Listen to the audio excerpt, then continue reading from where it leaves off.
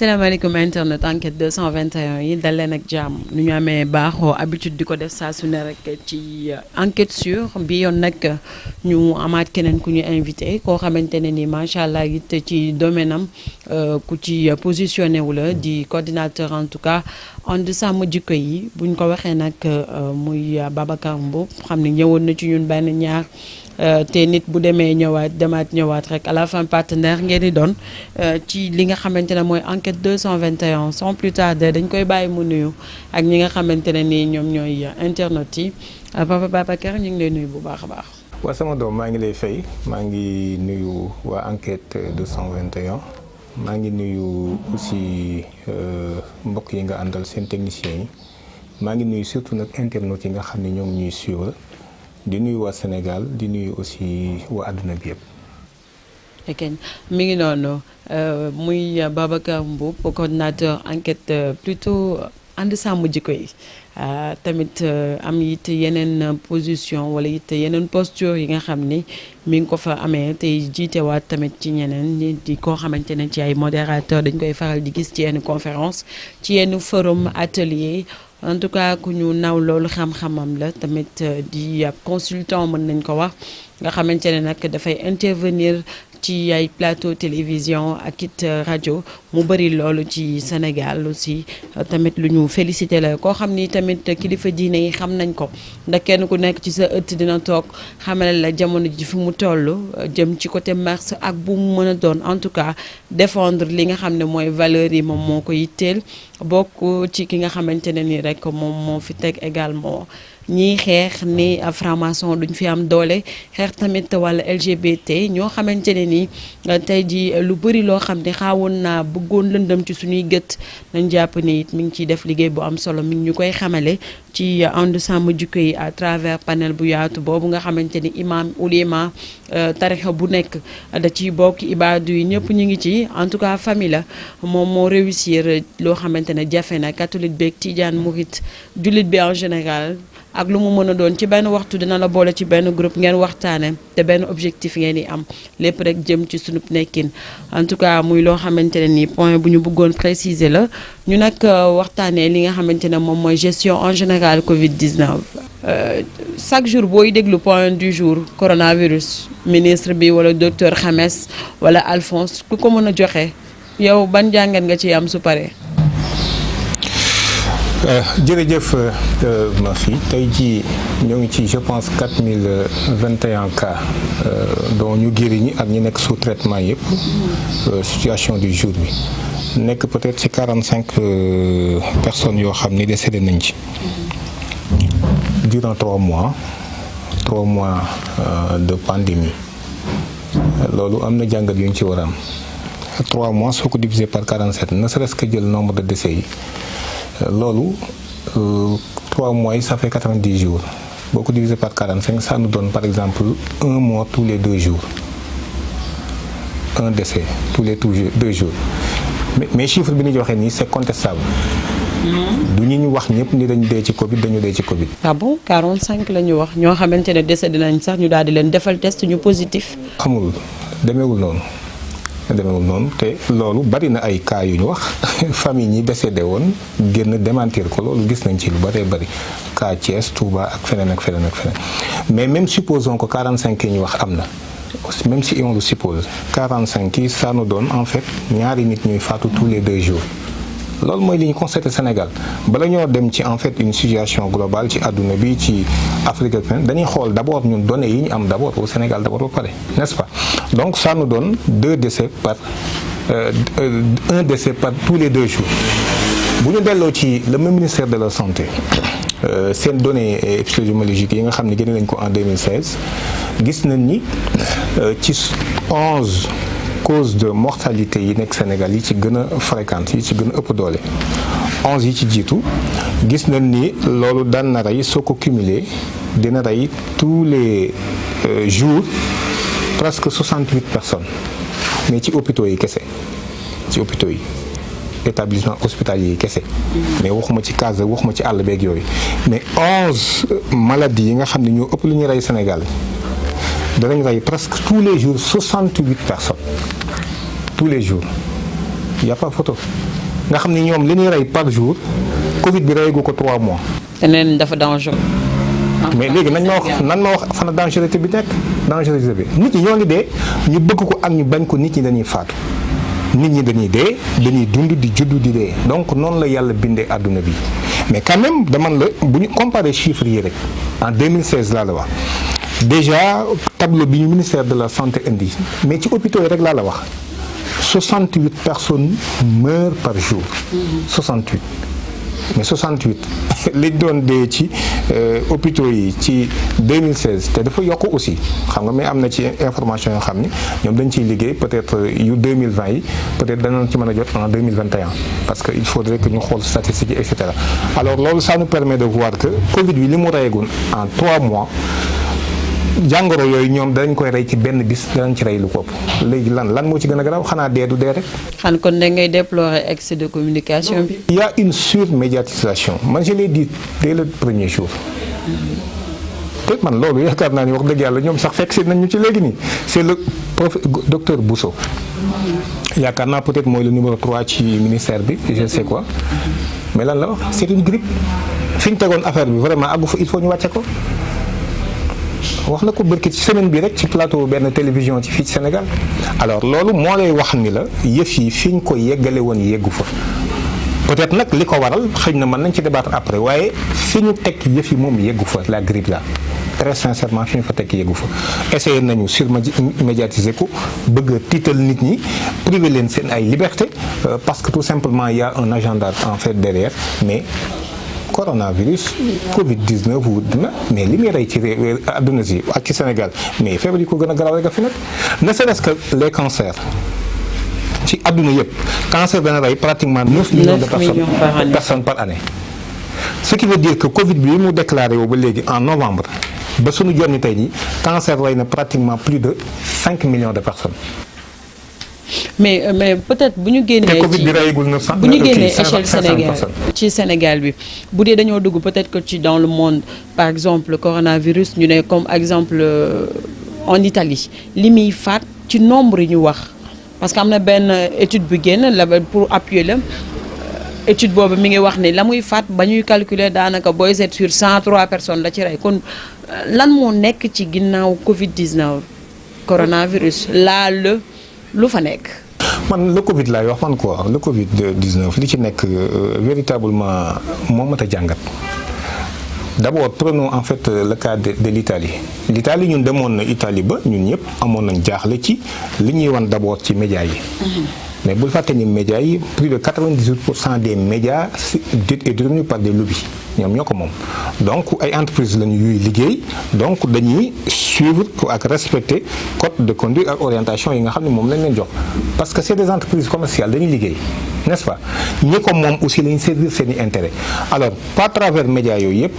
servir nañu ay images yoo xam ni finalement ñi amul woon dëgër ñëpp tiit nañu ci mais attends Italie danañ jeex Europe danañ jeex même peut-être feneen sax aux États-Unis image yu mel noonu la ñuy gis mais est-ce que réellement ça s'est passé comme ça par exemple bu ñu delloo ci institut italien de santé de la santé muy une institut de référence yor wàllu wér-gu-yaram ci wàllu Italie ñoom bi nit ñi di faatu ñoom dañuy def benn gëstu parce que quoi qu'on puisse dire ñoom ñooñu gën a sérieux daal ñooñu gën a sérieux dañu def ñoom benn gëstu bi ñu gëstoo xool sur 1016 cas yoo xam ni c'est des décès déclarés ci Covid-19 ñoom ñu jàngat ko gëstu ko bi ñu gëstoo ba toll ci 268 cas ci lañ taxaw def benn prépublication pour dire que 268 cas yooyu ñu defoon ñoom ils l'ont fait en fait le 13 mars 268 cas yi ñu jàngatagoon ñu faatu ñu jàngat leen ci Covid 3 rek ñoo ci dee ci Covid-19 3 personnes. kon yeneen 255 yi fi ñu nekk. parce que ñooñu nekkoon nañ ci phase finale yeneen jàngoro lañu amoon. et les gens du ñu leeral loolu c'est vrai que Covid bi léegi rek maa ngi dégg benn médecin bu koy wax loolu mooy problème bi c'est vrai que baaxul ci ñi nga xam ne si dañoo am ay maladies yu chroniques te ñi am maladies yu chroniques lépp l'étude chinoise révélé na ni ñi am cas yu grave yi. 49% yi mën nañoo dee mais 51% yi sax su leen jëlee en charge duñ dee. mais kon où se trouve le danger ay nit ñoo xam ne si nekkoon nañ ci phase finale wala am nañ feebar yoo xam ne dajale nañu ñaari feebar ñaari pathologie ñaari maladie chronique wala ñett ou plus même ñooñu la Covid bi mën a sonal les personnes âgées voilà mais ñun ñi nga xam ne si mais véritablement selon prévisions yi OMS defoon l'Afrique va mourir des millions de personnes de mourir des centaines de millions de personnes de mourir prévisions yi lañ defoon mais nañ ma wax ana centaine de millions de personnes yi fi dee te amu fi alors loolu moo nu war a wan ni ñun on doit reconsidérer en fait coow lii te bañ a topp ci mbàmm mi ak ce mimétisme là en fait ce mimétisme là de manière étrangère kii wax na lii rek nga wax ko d'ailleurs boo gisee sax ñu jëkk ñu ne oui le Covid ñu ni le Covid ñu wax si non ne dites plus le Covid la Covid ñu ne oui la Covid on nous parle woon na distanciation sociale ñun distanciation sociale di ko réciter comme des perroquets ñun di maintenant non ne parlez plus de distanciation sociale dites distanciation physique maintenant les gens se ravisent oui distanciation physique ça veut dire quoi en fait cet enfantillage là finalement da ngay dem ba da nga ci réer sax quoi. dañ yaakaar ni dañuy dicter li ñuy def ñu topp ci tant plus que loolu moom mooy lié wu peut-être Covid-19 ak ordre mondial. mais c'est ça déjà dès le départ xam nga ñun on a eu notre premier cas le 2 mars. N'est-ce pas 11 jours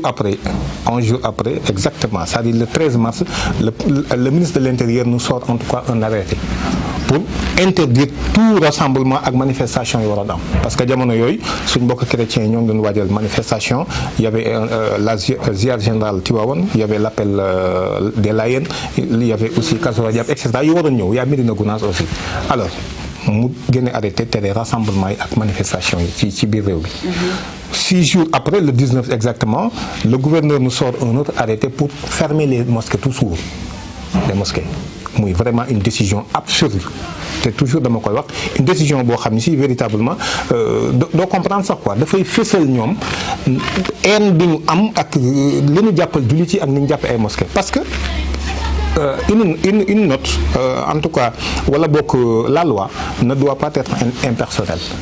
ne doit pas en fait personnel plutôt c'est-à-dire la loi elle est impersonnelle warul viser benn nit wala ay nit une communauté quand buy jël en fait cet arrêté là le gouverneur de Dakar mais war na jël daan ni léegi dañuy tëj les lieux de culte nga xam ne kon église daf ci bokk mosquée daf ci bokk les loges maçonniques daf ci bokk yëpp nga bëggoon mu généraliser. bien sûr mais tout simplement on ferme les mosquées dellu leen ci arrêté boobu fermeture des mosquées kese la donc loolu moom muy problème bi léegi nag le 23 le président de la République ñëw pour nous dire et ce jour-là le 23 revoyez en fait la publication du jour on était à 79 cas dont 8 guéris et 71 sous traitement n'est-ce pas 0 décès ñu ne ñu léegi l'heure est grave je vous le dis solennellement nous sommes en guerre mondiale l'affaire est nangam voilà non c'était pour faire peur c'était pour faire peur façon communication le président de facto def ci loxo yi mais c'était pour en tout cas xam nga li benn borom xam-xam di wax li ngay def wax ji muy wax dafa fort ba li ngay wax déggatuma ko tout ceci orchestration boobu yëpp c'était pour faire peur pour ragalloo nit ñi loolu la woon ah je vous le dis solennellement l'heure est grave nangam ça c'est inédit il a parlé même pas de ça la situation elle est inédite li musul am ci àdduna nous sommes devant un ennemi invisible subtil nangam yu demee noonu c'était juste pour faire peur alors le président nous dit que voilà il nous faut maintenant on a constaté maintenant la vulnérabilité des États-nations c'est un élément très important déterminant sur l'analyse en fait de ce qui se passe pourquoi parce que depuis siècle des Lumières ba léegi li ñu xam mooy les États-nations ñoom lañ jëf nit ñu nekk par rapport ak seen démb par rapport ak seen taxaw ñu taxawal en tout cas république jël jumtukaay boo xam ne si idéal la muy état ñu fexe léegi jël seen i moyens ak seen kàddu aj ko ci pour mën leen toppatool seen mbir maintenant on nous dit que en fait ça c'est dafa vulnérable léegi ci faillite la jëm c'est important nit ñi waxuñu ko ci ngay gis aussi ni Sénégal man je me demande s'il y a des journalistes sérieux fii ci réew mi parce que kenn exploité wul en fait cet élément là ensuite mais dégg nañ ko parce que ça les arrange pas ndax dañ leen di orienter ci li ñu war a wax c'est ça ñun loolu lañ constaté finalement da ngay gis ni malheureusement boo ubbee day mel ni Sénégal Covid rek a am Sénégal amatul coow yi ñu fi doon wax dañ na. Sénégal kenn feebaratu fi Sénégal kenn amatu fi soxla Covid tout le monde Covid dem ba surchargé ni ba finalement ñun ñëpp dañ mu doon sax am problème alors le président maintenant yemul ci vulnérabilité des États nations lan la ci teg il nous faut aller maintenant vers le nouvel ordre mondial c'est ça le topo maanaam dëgg mbir mi loolu la. kon da ngay gis ni dafa bëgg le nouvel ordre mondial. dëxal diine bi. parce que ordre mondial waaw continué fu mu ñëw. li moom mooy ki ko wax. dafa ne il faut ñu dem ci nouvel ordre mondial. ñu préparé boo xam ne si l'homme et l'humain la ñuy nekk au centre en tout cas des échanges il parle de l'homme et de l'humain. C'est deux choses en fait différentes donc. nouvel ordre mondial boobu alors ce nouvel ordre mondial na moom moo mat a taxaw. exactement d'autant plus gis nañ depuis 1924 en tout cas amatul lu diriger. mais absolument l'islam moom ñàkk na ko. mi ngi noonu léegi ne dañoo bëgg a tënk yëpp. xam nga li ñu war a jàngat foofu mooy. ce qui est intéressant jullit ci ndeysaan li leen dal dafa metti parce que nit bu yeewul dana mën a combat bu dul combat waaye dana seetaan aussi loo xam ne si wër ko seetaan. dafa am ku mas a wax ni nit da nga ko tooñ mu bañ a mer. parce que dafa xamul ni tooñ nga ko. donc ñun ñàkk nañ xam-xam bi ñàkk nañ information aussi moo waral peut-être li am comprendre nañ ko mais pour rappel soo xoolee par exemple la première guerre mondiale bi ñu ko defee mais l'islam mooy ki ci gën a ñàkk mooy ki ci gën a am jafe-jafe te loolu dafay baax ci ñu rappeler ko en fait c'est de l'histoire ça. c'est de l'histoire amul dara luñ fi fent parce que li ko jiitu avant bu ñu fàtte ni y a des loges y a des sociétés secrètes yoo xam ne tëju nañu ñoom am une vision en fait mondialiste pour le dire que ni non dañu bëgg tënk adduna bi yëpp à travers en fait une gouvernance mondiale pour mën a taxawal un gouvernement mondial ce qui sera en fait le nouvel ordre mondial parce que am na ordre boo xam ne mi ngi dox ñoom gisewuñ ko noonu d'accord uñ ci alors loolu boo xoolee les Illuminati depuis le 1er mai 1776 avec ñoom comment il s'appelle Adam Weishaupt donc fële ca Allemagne ca Bavière donc fa la affaire yi tàmbalee en tout cas tomb li ko structuré pour taxawal di ñoom ils ont une vision de nouvel ordre mondial avec 6 objectifs. lesquels. 6 objectifs yi en fait benn bi mooy mettre fin en tout cas aux États-nations. yaa ngi comprendre pourquoi Macky parle de vulnérabilité des États-nations donc yooyu dañ koy dindi quoi ay affaires yi république yooyu dafay dañ alors la propriété aussi personnelle dafay dañ kenn dootul moom dara. loolu je vous renvoie à un discours de Sarkozy quand il parlait en tout cas des richesses du monde appartiennent à l'ensemble de l'humanité. amatul ñëpp a ko bokk. moom lii ki ma amatul loolu lépp dañ koy teg ci kilifteefu kenn kooku nag mooy seet ni mu koy dispatcher mais loolu amatul la propriété personnelle loolu dootul am. ensuite dañuy dàq aussi lépp luy identité. par exemple man bawal la man ak ajoor la par exemple man maa ngi nii man lii moom lay tegtaloo man murit la tijaan xaadir chrétien la nangam yooyu aussi dootul am dañ koy dàq parce que identité ci boppam la ñuy dindi parce que jàpp nañ ni toutes ces identités là ay barrières la yoo xam ni dafay dox diggante nit ñi d'ailleurs c'est pas nouveau boo demee dans les années 70 il y a un concept là avec le mouvement hippie boo xam ne lancé woon nañ ko no God no land donc yooyu dañ koy dàq dootul am ay références identitaires beneen bi ci des mooy dañuy dindi aussi bi ma ci ëppal solo mooy diine yépp la ñuy harmoniser donc mu am benn diine rek nga xam ne jullit chrétien bouddhiste nangam ñoom ñëpp dañuy aligné wu ci benn kii il y aura une seule religion universelle voilà en fait les objectifs fondamentalement donc li au moins lim naa ci. il y aura pas de góor également il y aura pas de jigéen moo indi genre. bien sûr donc dañuy tas aussi la famille. loolu bokk na ci aussi. la famille dañ koy dindi. ça va leur permettre maintenant ba nga xam nit ñi dootuñu dellu ci ñoom aw ma ndey aw ma baay ñaari góor mën nañoo am doom. ñaari jigéen mën nañu am doom. gis nañ ko xam nañ ni xam-xam léegi actuellement. ajootul ci sëy pour mën a am doom mën nga dem commander ñëw ci benn laboratoire commander ñun la ban xeetu nit wan la ñu prélever fekk na moom jaayoon na ay souche yu ñu fa bàyyi conserver ko donc après ñu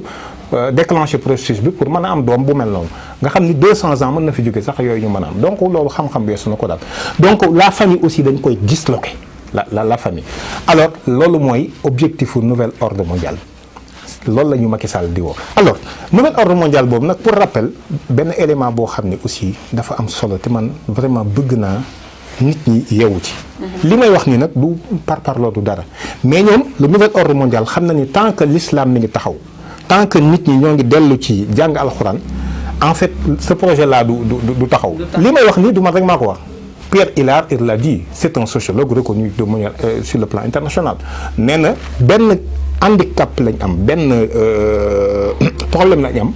mooy l'islam mooy leen gêner actuellement parce que l'islam nga gis jullit boo xam dafa naan la man sama gëm-gëm jaral na sama bakkat tout de suite nga xam ni yow tu as des problèmes te soxla nga ko pour société de consommation bi ñu nekk gis nga comprendre nga kon ni mu compliqué alors bi ñu taxawee loolu nag pour taxawal seen kii boobu dañuy dellu ci une lettre boo xam ni Albert Pike moo ko bindoon le 15 août 1871 donc mu adressé ko Manzini. Manzini c'était le chef en fait de la maçonnerie occidentale en Europe ay Pike moom moo jiite woon la maçonnerie nord-américaine. alors ci benn correspondance boo xam ni boo demee ci benn téere bu ñuy wax Pawn in the Game ñu naan des pions sur l'échiquier bu William Guy Kerr bind ko donc lettre bi mi ngi ci. alors day wax ci lettre bi nii su fekkee bëgg nañ jox seytaane suuf si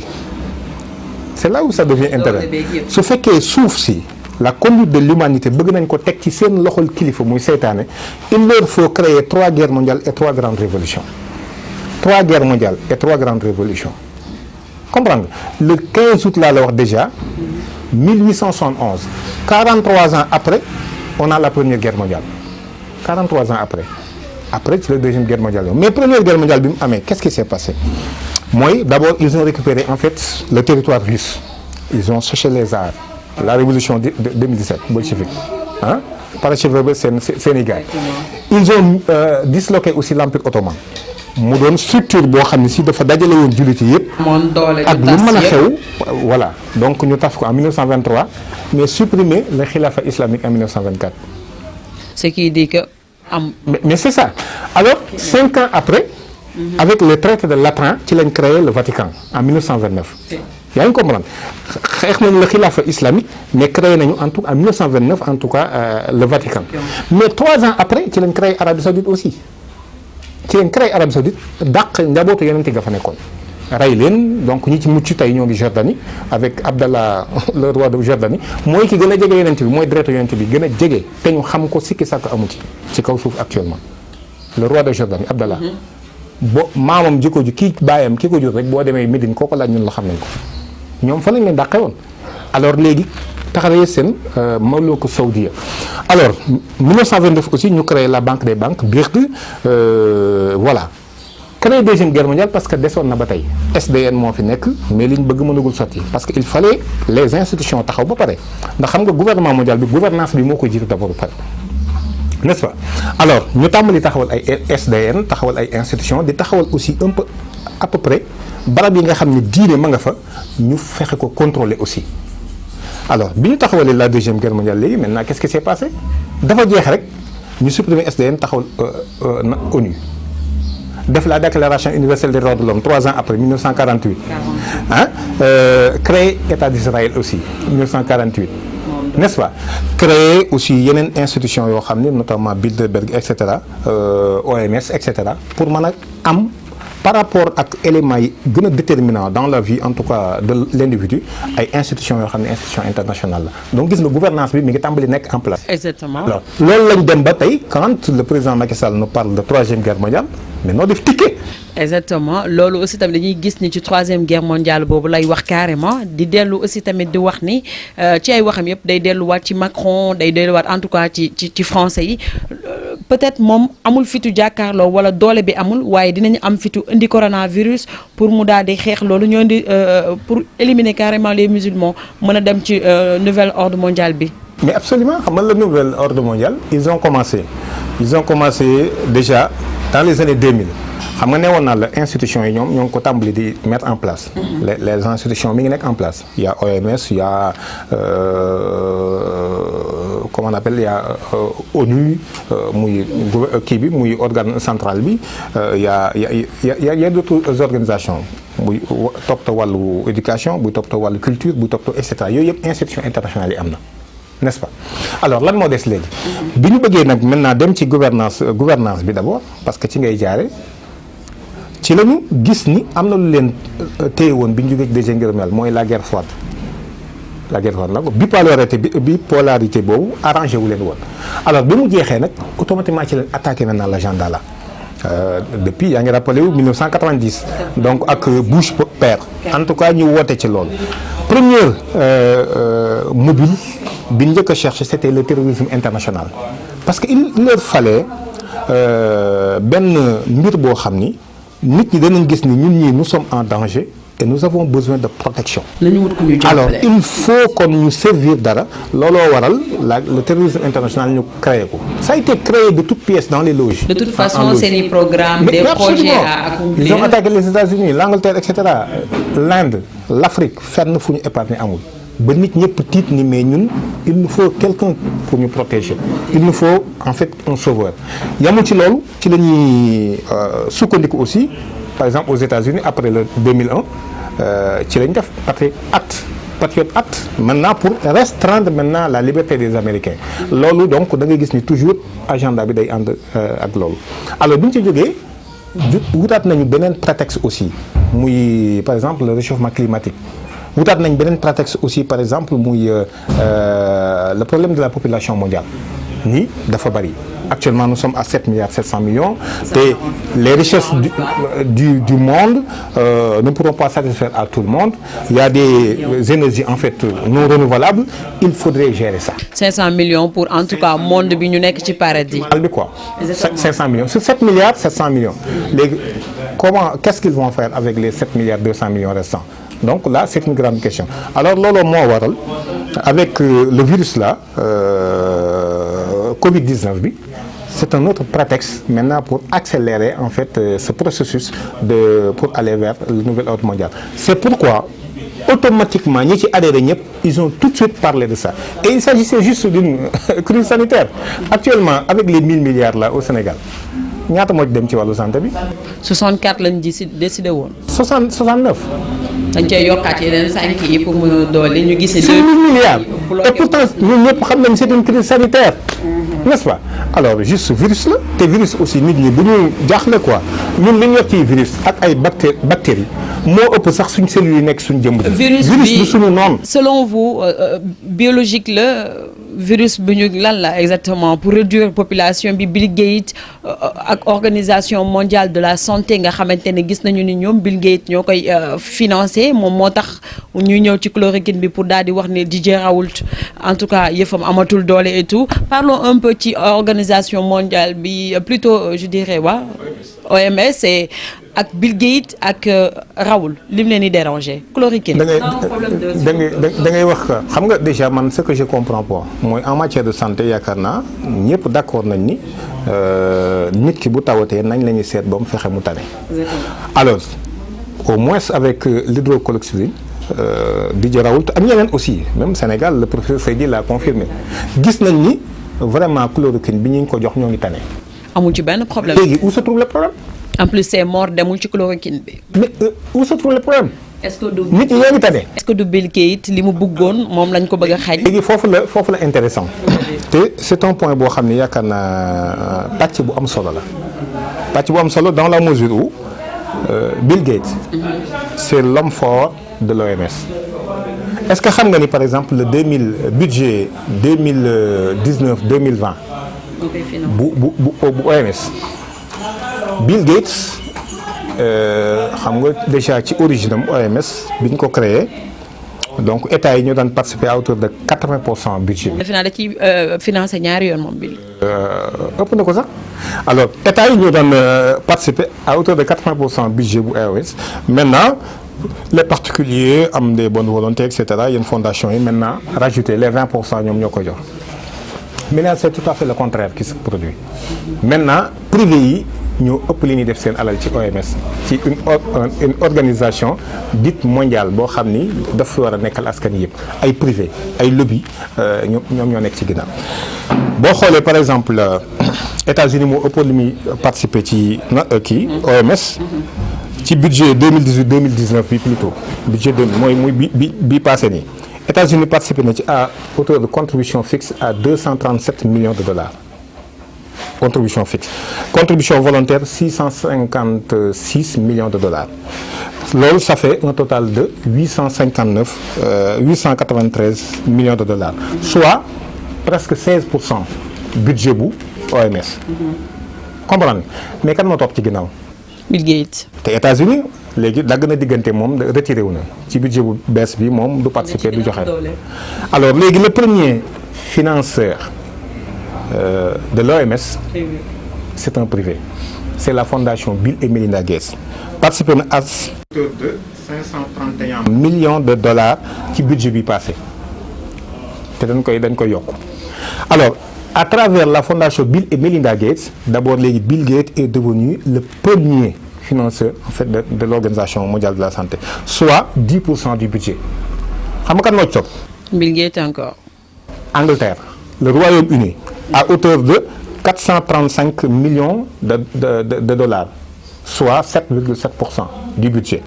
mais ki topp ci à part fondation bi Royaume-Uni, le troisième encore c'est Gavi, Global Alliance for Vaccine and Immunization. Gavi googu Bill Gates moom moo fa nekk majoritaire. moo tax ci toppaat rek. voilà donc kon gis nga ni à travers li ak nag yeneen barab yu dikkaat ay ci yeneen à travers le Fonds mondial ak yeneen yooyu yëpp dañuy participer fi mu nekk nii ci OMS. kon le big boss de OMS c'est Bill Gates te Bill Gates aussi bu ñu fàtte ni non seulement moom mooy ki contrôler actuellement OMS. mais Bill Gates bu ñu fàtte aussi ni à travers ces fonds ak ces investissements mi ngi ci ginnaaw ay sociétés yoo xam ne si dañuy produire ay vaccins pour ñu jaay ko te vaccins yooyu fi mu nekk nii su jarul ñoom seen investissement day perte muy beneen élément bi. troisième élément beneen bi ci des aussi mooy à travers Bill Gates c'est un homme très dangereux ce gars-là. il est derrière aussi ce qu'on appelle le ID 2020. ID 2020 mooy les nanopuçage là quoi mooy puçage bi. moo tax nit ñi bari xaw a sceptique ci est-ce que vaccination bi gars yi duñ ci profité defaale ko on sait pas mais xam nañ rek ni Bill Gates mi ngi ci vaccin yi Bill Gates mi ngi OMS Bill Gates mi ngi ci nanopuçage bi ñett yëpp xam nañ ni moom mi ngi ci. à travers ID 2020 gis nga ce projet là dafa am ay partenaires fondateurs c'est Accenture, Gavi bi ma la waxoon léegi nii. la fondation Rockefeller, Microsoft et IDEO.org ñoom ñooy partenaires en tout cas fondateurs yi.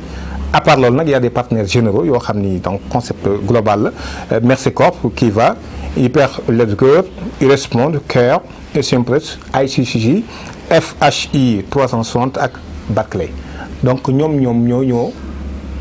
tënku ci loolu pour puiser nit ñi. léegi nag su fekkente ni Bill Gates mi ngi ci nanopuçage bi mi ngi ci OMS mi ngi ci vaccin yi mais nit ñi mënuñu lu dul ñaaw njort ci loo xam ni feebar bii virus boo xam ne si non immunisant le virus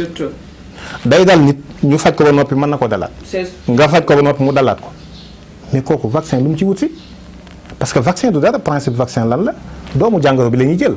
atténuer ko ñu néewal ko doole maintenant jox la ko nga xam ne de manière volontaire pour sa yaram man ko reconnaître xam ko ba bu doomu jàngoro bi ñëwee au moins amoon na dispositif bi mais loolu naka jekk mi nga am moo tax il y a 7 ans en tout cas spécialistes yu wax ni mais pour lan vaccin bi par exemple avec une immunité collective mais nit ñi danañ mën a am loolu te immunité collective bi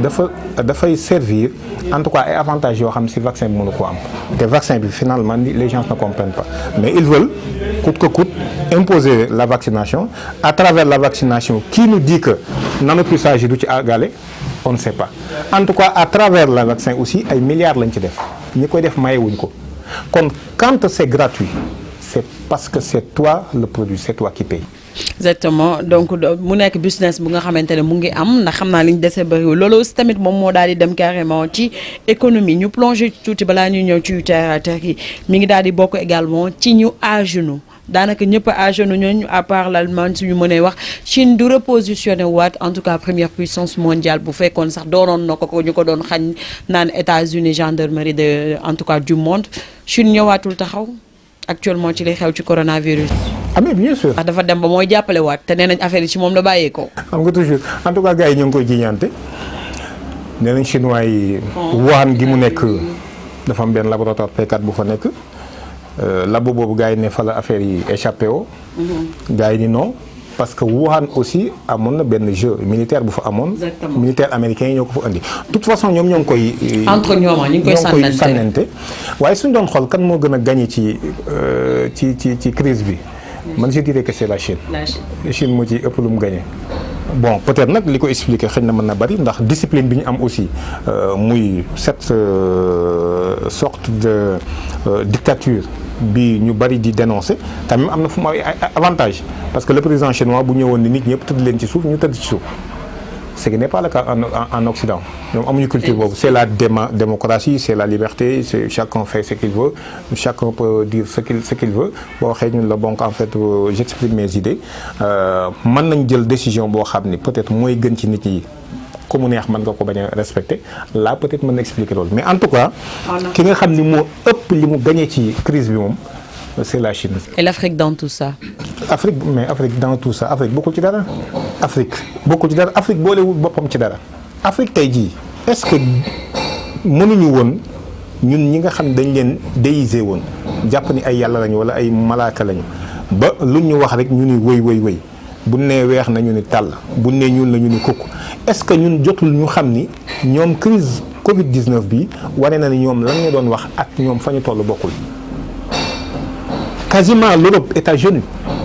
léegi lan moo tax ñu bëgg leen a topp ci fi mu ne li waaj doon wax mën na maa ànd ak nit waaye du ma ànd ak moom bu daanoo di xalangu may ànd ak moom di xalangu léegi lan moo tax ñun mënuñu woon au moins ni tekk taxaw mais jéem a xool tuuti ni d'abord ñun suñ priorité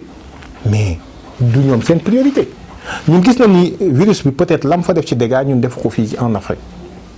même su fekkente ni c'est pas grave ah loolu je le maintiens toujours alors mais ñun gis nañ ni vraiment crise bi demeewul noonu mais ñun suñu problème fondamentalement lan la suñu problème d'abord problème mu li ñu soxla ci dund ñu mën ko lekk ñu mën ko amal suñu bopp Sénégal le ministre nous avait dit que 3 mois mën nañ demal suñu bopp mais ak dund yemul ci 3 mois léegi ci 3 mois yi continuer woon imaginez par exemple scénario bi ñu xalaatoon muy li am nit ñi di dee nii léegi fan lañ jëm ñun loolu moo lay wax ne la fi mu ne ñun ñoo ngi ci guuta ba tey kon il faudrait que ñu ressaisir wu jéem a orienter nag réorienter sax laay wax suñu économie jëmee ko ci loo xam ne amal na njariñ par exemple ci fexe ba li ñu soxla ci dund. ba mu leer nañu tey bu ñu tëjoon réew mi fi mu ne 2 ans it ñun duñu génn di jooy kenn ak di jéggaani kenn loolu priorité la actuellement suñu service de santé yi mais alal ji ñuy jël di def ci ay po mbumbaay ak yu ni demee mais ñu def ko ci non seulement mën leen jàppale ci wàllu jumtukaay mën a yokk tamit seen xam-xam ak xarala suñu personnel de santé yi waaw le système là gën ko renforcer ba nga xamante ni Sénégalais yi dootul jaaxle gën a jaaxle ji n'est-ce pas ces gens là mesures yi ñuy jël yi yëpp qu'est-ce qu'il explique souvent da ngay dekki jékki-jékki ñun la réorienté nañu léegi gis nañ ni nit ñi sax mënatuñ leen kii te il faut ñu libérer de l'espace c'est parce que dañu seetaanoon le secteur là de la santé et c'est primordial te loolu tamit noonu la doone ci éducation bi noonu la leen donc y a tellement de secteurs prioritaires yoo xam ne man je pense que ni ci loolu la ñu war a réorienter. question ñu daal di pare yaa du à manger à boire ci Covid 19 ndax dafa am yu bëri yi nga xamante ne ni mu ngi nekk ci biir parlons un peu de l'affaire Karim Xurum Xaq pour mu mën a jeexal parce que ñoo toog ak yow te du ñu wax un peu ci Karim je dirais que erreur la Karim daanaka victime en tout cas comme ñëpp ci coronavirus tant plus que dooma ne carrément ni d'accord nga ci li mu wax xam naa ne d'accord ci ni mu ko waxee ak say principe mais Karim actuellement il est en détention 3 mois mu war ko croupir musulmans yi waruñu woon jug ci Karim ci jamono yi nga xam ne am na ñiy def faux billets ñu daal di leen bàyyi provisoirement. waaw xam nga kaawu Abdou Karim ni ma ko yàgg waxee man dans le combat sur le principe li muy def ànd naa ci parce que Abdou Karim fu ñu ko jàppee mësuñu koo jàpp ngir mbiru boppam amul benn yoon buñ ko mës a tege loxo te mbiru boppam moo tax ñu teg ko loxo waxtu wuñ ko tege loxo wala yoon am ci moom yoon am ci moom yoon rek ci mbirum nit ñi lu ñu bokk la soit ci réew mi la soit mbirum diine ji la lii moom véritablement lu constant la alors kooku daf lay tegtal ni la kon ku amal njariñ diine ji la ku amal njariñ tamit askan wi kooku sa place n'est pas la prison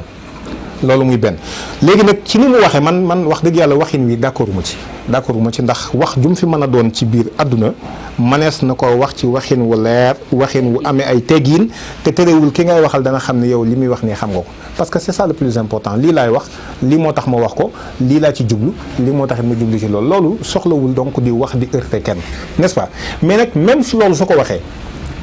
am na ñu fi wax lu gën a garaaw loolu téeméeri junni yoon te pourtant ils sont libres am na nag ñu fi def lu gën a garaaw loolu te pourtant ñoo ngi ci libre gis nga ceux qui méritent la prison ci réew mi ñoom ils fument en fait en tout cas la liberté ñoo ngi taxawaalu ci mbedd yi fi mu nekk nii d'ailleurs ñoo ngi leen di aduler sax fi mu ne di leen jox wàccuwaay woo xam ne amuñu ko ceux qui méritent la prison mooy ñi nga xam ne jëlan alal réew mi saaxee ko def ko fi ñu ko waruloon def ñi jël alal réew mi dugal ko ci loo xam ne si it maanaam détournement d'objectif dañ koo def wala boog sax espoir bu askan yi amoon ci ñoom ñu war leen fi mu nekk nii ndax des intérêts yoo xam si en fait des intérêts vils la ñoo ñu mérité la prison mais du Abdou Karim Gueye mi nga xam ni fu mu mas a yëkkatee kàddoom wala yoon teg ko loxo mbirum diine la wala mbirum réew mi mais mësuma dégg ci lu ko xam ne lu personnel la mbirum boppam loolu moom mu am ci problème te pourtant am na ay soxla comme ni ko ñëpp amee am na ay yitte ni ko ñëpp amee waaye toujours engagement ci wàllu diine rawatina bi ñu koy téye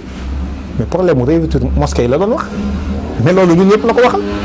ñun ñëpp wax nañ ko aussi donc man daal yaakaar naa ni il faudrait que en fait les autorités de ce pays là vraiment bàyyi ko mu dellu ci njabootam d'autant plus que dafa feebar dafa feebar Abdou Karim subir na 3 opérations récemment yàggul dara 3 opérations kooku sa place n'est pas la prison nañ ko bàyyi mu ñibbi te ñu koy wax ni ëllëg lu muy mën di wax it na seet waxin wi mu koy wax na engagé wu ñoo ngi koy encouragé ci loolu na taxaw ci fi mu taxawoon na nga ko ci encouragé te it du ñu yem ci encouragé ko loolu ñoo ngi ci ànd ak moom te lii man mbokkam yi may kii wala soxnaam dana xam li may wax ni actuellement waaye waxin wi na ko seetaat mais ñoo ngi ñaan aussi autorités yi ci xam ni lii mu def àndul ak maanaam état de santé am àndul ak prison te suñ ko fa téye aussi lépp lu ko mën a dal ils seront tenus pour responsable loolu nañ ko xam. donc un message foofu plutôt léegi ñu daal di jeexale benn question directement mi ngi dem ci échec gu état peut-être nga koy tuddee du ñàkk couvre-feu bi démb émeutes yi daal di am bërki démb ak léegi ñu gis ni Oumar Youm sax nee na léegi mën ngeen dem dikk Aly Ngouille Ndiaye tout à l'heure rek mi ngi wax ni 23h la léegi à 5h du matin pression bi la état bañ a cédé moo waral mu maintenir état d'urgence am dafa échec. sa gis-gis lan la état daal di lajjee ci coronavirus bi. mais état bi ba mu tàmbalee ba léegi ci échec la taxaw bu ñu tàmbalee ba léegi ci échec la gis nga dama lay renvoyer ci discours bi président Macky Sall defoon le 23. dafa wax ne bi ñu tàmbalee jël nañ ay mesures ay stratégies de contingentement virus. mais gis nañ ni lañ sa yaakaaroon amul loolu aveu d'échec la am de. ensuite ñu ne léegi kon. day gën a teengal ci la boo wax ni day gën a teengal te c'est boobu juste 21 jours en tout cas d'infection ci territoire national bi parce que le 23 la woon alors mu ni léegi day teengal dañuy def état d'urgence. couvre-feu mu laaj loi d'habilitation aussi. 3 mois 3 éléments pour 3 mois pour 3 mois yi loolu sax fi mu ne interrogation war na ci am. war na jeex ndax juin la ci juin bi la sax la war a jeexee. bi mu defee loolu qu'est-ce qui s'est passé on était à 71 cas wax naa la sous traitement. boobu on était à 79 cas yoo xam ne dont 8 guéris. actuellement on est à plus de 4000 cas. léegi comme est-ce que mesures yi ñu jëloon doon na mesures yu am solo ban jeexit la am on est à plus de quasiment plus de 500 fois cas yi ñu amoon n'est-ce pas loolu c'est un deuxième élément beneen élément bi des gis nañ ni. virus bi ñëpp xam nañ ni vraiment virus la boo xam ni warta tere kenn laa la wax sax changer say habitudes yi ñuy wax yëpp c'est de faux problèmes mais le président bi mu jëlee cette comment dire cette décision là jóge ci état d'urgence bi nit ñi demee ba tàmbali di jéngu surtout jullit ñi ni dañuy ubbiwaat mosquée yi dañuy kii ba li xew Medina Gounass plutôt safurla li xew Kaolack nakal tudd sax lew na mais ci la président soog a delluwaat ginnaaw. mooy le 11 bi. démb ci guddi bërki démb y a eu des émeutes un peu partout au Sénégal am na Thiès Touba Ndiassane Tivaouane bii ci guddi yaay am na Kaolack am na Mbour am na Dakar am na je sais pas barab yu bari ci Dakar léegi le président léegi daal di teggiwaat tànkam léegi doo comprendre da nga naan kon voilà un gouvernement boo xam ne si non seulement li ñuy def c'est pas réfléchi mais souvent il cède en tout cas à la pression suñ leen yuuxoo ñu daan ne boo wàññi tuuti mais léegi nag xëy na bëgguñu it li askan wi laaj lépp ñu defal leen ko gis nga Covid bii xaw ma dana rey xaw ma du rey waaye c'est sûr que ni période bi ñu jëm ni ci période paludisme la mais le palu moom day rey te nit ñi fi mu ne ku sa yaram tàngoon nit ragal nga dem ndax dañ lay daal di stigmatiser ni dafa Covid nga xam ne da nga toog sa kër ba palu ba sax lor la te yaakaar naa ne li muy rey bu fi mu nekk ni moo ëpp. beneen élément bi ci des aussi mooy ni yemuñ ci loolu rek mais xiif dafay rey selon les données fi en tout cas de l'OMS mais 25000 personnes meurent par jour ngir xiif. 25000 nga xam ne boo ci amee 10 jours rek tu as 250 000 personnes pratiquement muy daal di bëgg a dem li Covid bi yëpp li Covid bi rey yëpp. alors loolu moo lay tegtal ni la kon dëgg la crise sanitaire la waaye crise la boo xam ne dañ ko war a gérer ak intelligence dëppale ko ak suñu réalité waaye jël en compte aussi situation bi ak li nga xam ni constaté nañ ko ñu réadapté ko te bañ a bàyyi xel aussi ni le peuple sénégalais n'est pas le peuple français. waa France ñoom organisé wu de telle sorte que képp ko fa nekk fi mu nekk nii weer wu dee même boo liggéeyul dana am lu ñu yëkkati teg sa loxo mais Sénégal loolu amu fi selon les données en tout cas wala boog les prévisions de l'État du Sénégal ñoom 1 million de ménages lañu ciblé à supposer 10 personnes par ménage ça nous donne combien 10 millions de personnes loolu c'est en fait les 2 tiers de la population sénégalaise kon 2 tiers yi yëpp dañoo ndóol dañ leen war a jàppale te y a de nouveaux pauvres actuellement des gens yoo xam ne si amoon nañ seen liggéey yàlla di leen suturaal ñu dem ak a ñëw bay faj ay soxla tey ñooñu ñooy taxaw ci doodaan yi yor seen pièce permis de conduire naan sarax leen ñu ndax ñu yóbbu ca kii gi nit ki mën naa toog ak ngoram bu lekkul mais imaginer nga xëy sa soxna ni la nga xool ko mu xool la sa doom ni la papa damaa xiif est-ce que le président mi ngi jéem a nekk ci xalaat yooyu tey ji bu toogoon Amadou Sall ñëw ni ko papa damaa xiif réaction bi muy am loolu la war a jéem a tuuti def introspection dugal ci boppam pour xam ni sénégalais yi calvaire boobu la ñuy vivre kon mesure yi muy jël xiif day rey palu day rey yeneen yu ci bari dañuy rey te Covid bi gisuñu lu mu fi rey boobaak léegi gisuñu njombe lim fi def kon na dindi mesure yi mu jël nit ñi aussi ku ci ne jël sa responsabilité li nga xam ne si mën nañ koo def pour moytu pour jàngoro ji en tout cas bañ a gaañ ñi nga xam ne ay personnes à risque lañu ñooñu aussi ñu protéger leen te moyu leen man yaakaar naa ni loolu moom mooy li ñu war a def. li ngi noonu jaajëfal la bu baax a baax en tout cas enquête 221 mi ngi lay remercier surtout ci disponibilité bi papa. man maa leen di remercier vraiment di la ndokkeel xam nga yow moom dafa am lu particulier lu ñu boole sama doom nga di nuyu bu baax aussi sa techniciens yi mais di nuyu internautes yi nga xam ne ñoom ñuy suivre di nuyu waa Sénégal yëpp di ñaan yàlla borom bi def fi jàmm.